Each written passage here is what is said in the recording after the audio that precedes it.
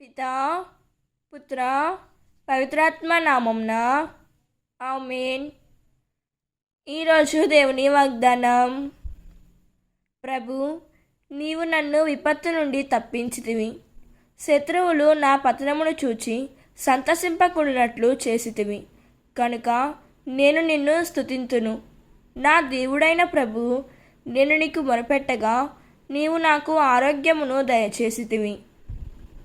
కీర్తన 30వ అధ్యాయం 1వ వచనం. ఈ వాక్యం మన హృదయాన్ని తాకే విధంగా ఉంది. ఇది ప్రభువుపై నమ్మకం, కృతజ్ఞత మరియు ఆయన రక్షణ పట్ల ధన్యవాదాన్ని వ్యక్తపరుస్తుంది. ఈ వాక్యం ద్వారా ప్రభువు మనతో మాట్లాడుతున్నారు. ఒక్కసారి మనం ఆయనను తెలుసుకొని ఆయనకు మెచ్చేవారిలా ఉన్నామా అన్నది మనం ఆత్మపరిశీలన చేసుకోవాలి. దేవుడు ఈ వాక్యం వింటున్న ప్రతి ఒక్కరిని దీవించునుగాక. ప్రార్థన. ప్రభు, నీవు నా రక్షకుడివి. శత్రువులు నా పతనాన్ని చూసినప్పుడు నన్ను వారి నుండి విడదీయుము. నా ప్రార్థనలు నీ దయతో నింపబడినవి.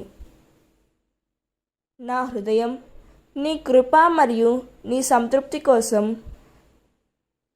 ఎదురు చూస్తూ ఉండేలా మమ్మల్ని కాపాడండి.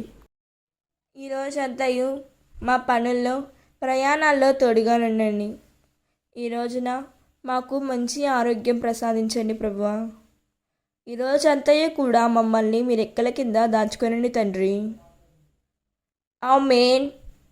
God bless you.